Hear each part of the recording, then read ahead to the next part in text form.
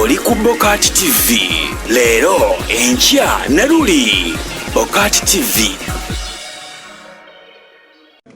Bagenda bakubatia gas, bagenda tukubatia gas, baja tusindirira amasasi, baja tusiba amakomera. Naye ngabe gwali ku Gaddafi, ngabe gwali ku Mugabe, ngabe gwali ku Blaise Compaoré,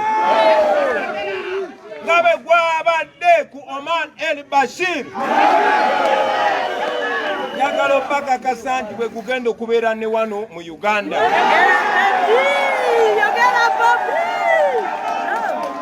Musigale muli bamaanyi.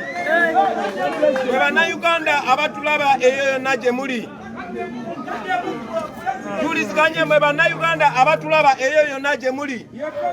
Manyi mumpagira nnyo. Era manyi munesigo bakulembera. Naye njagala mujjukire nga benze mbagamba nti obwesige bwe munina nange mulina mummwe. Omulimu ogwange sitepu ezooka tugitukiriza kati ndi ku ballot. Saawa eno tumaze okulinnya akalulu. Naye nammwe buli omu ayina omulimu baganda bange eyo gye muli. Bano abaddawa tebatusobola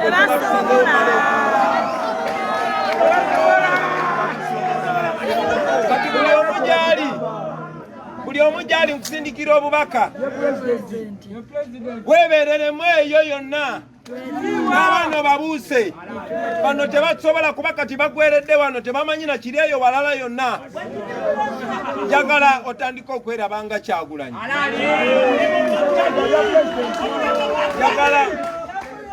Njagala otandika okwerabanga Ssenyonyi.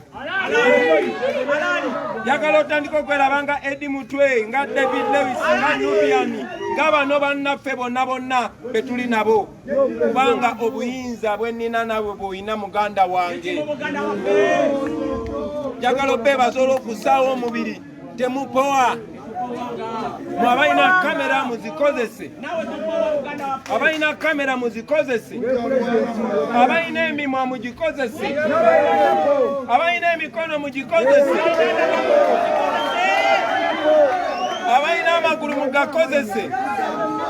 Buli omu akozese kyonna kyonna kyalina, kubanga lwe luno olunaku Mukama Katonda lwe yatusuubiza.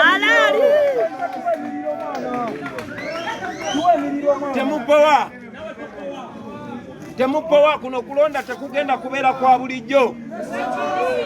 Mukimaze okiraba nti kati Museveni atidde ne ku Sekutya yenna. Ate gyakomye okutya, gyakomye okwerabisa. So mwebereremu baganda bange, tubereremu n'eggwanga lyaffe. People power! Power power! People power! NUP! Everywhere! NUP! Okay, now let me speak some English.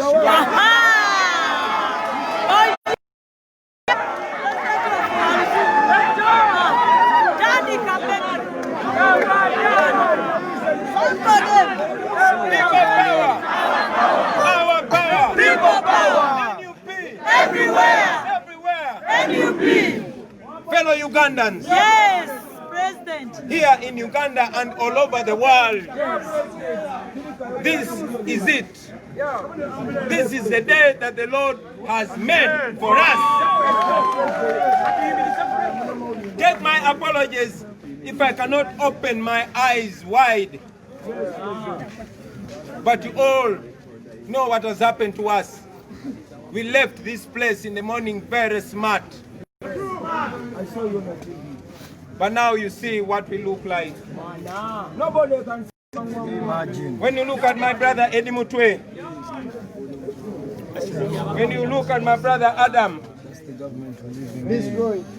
when you look at my brother Joel Ssenyonyi, very many others are in hospital now in very critical condition. This happened right from the time nation we were abducted by police and the military Can everybody see my hand? Immediately they bundled us into that van which had guns. They sprayed pepper spray in our eyes. I could not open my eyes. I still can't do that very well. They twisted my hand. I don't know what they put on my hand, but it felt like a very burning object. And if you can see my hand clearly, it is fairly burnt. All this was happening at the nomination ground immediately after nomination, under the watch of the Electoral Commission. Mr. Byabakama said he has given me security to escort me home. But the same security officer, the so-called security officer, who was apparently designated to guard me, was part of the people that smashed my window under the leadership of one Aguma.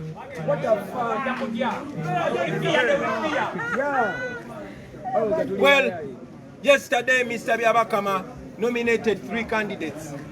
Each one of them came and went back with their supporters. None of them was brutalized.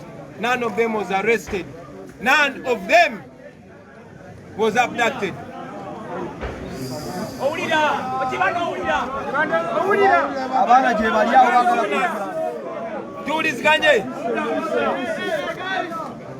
As soon as we were done with nomination, that happened under the watch of the Electoral Commission on the nomination ground. Now, I want Mr. Byabakama to tell us that the Electoral Commission is not one-sided, that the police is not one-sided. I want him to confirm to Uganda here and abroad that he is going to organize a free and fair election. That said, my brothers and sisters, I want to assure you that this election is no election as usual. This is a revolutionary election.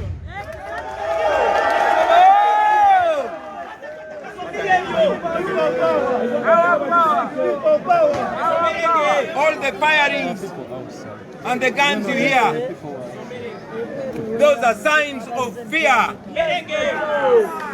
want to remind you that today, if it's a boxing fight, it has begun.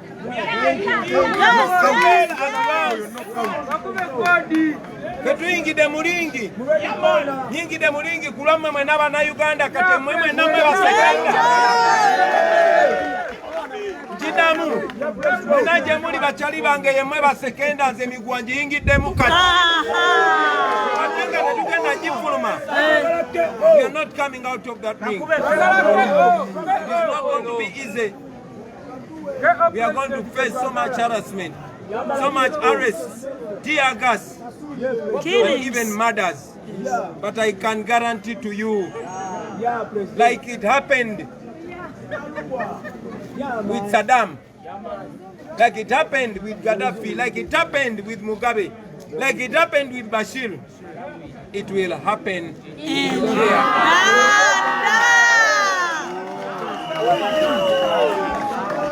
All you have to do is make sure we abide by the law. Everything that we are doing is within the law. They tried to stop this nomination in Arua, taking my life. They failed. Respect to you. They tried to stop us using trumped-up charges. They tried to use Kibarama. They tried to use my academic documents. Everything failed. Now we are here. And at the end of this, we shall be Entebbe Muntebbe. Bachali bange mwena mwena mwena. Basabe n'okwebereramu. Kati ku time eno tutambula nga bayekera. Era bw'obulaba eyo sala amagezi olabe ng'obuyitako temukkiriza bakwata sala amagezi olabe ng'obuvaamu kubanga buli omu kati kumu alinga komanda sala amagezi olabe ng'obuyitako ate obusa abaana abalala ate temukkiriza mbeera nakutya bakyali bange guno gwe mukisa gwaffe tewaliyo mukisa mulala nenjagala obakakasa ti bwe tunabeera abagumu netwebeereramu buli omu nakwata mune nga tamuta tugenda kutuuka ffenna mu Uganda. Ulira, this is the time. This is the time to say goodbye. This is the time, This is the time to say goodbye.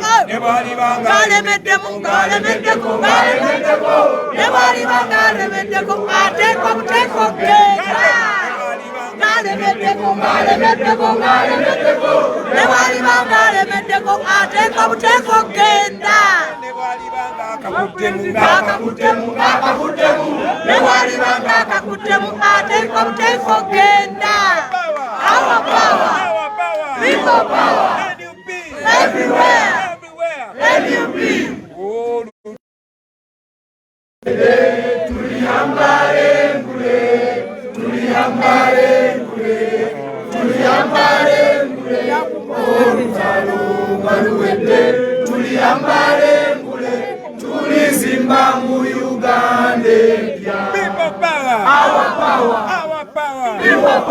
Mwebale nnyo mwebale eddala bakyali bange.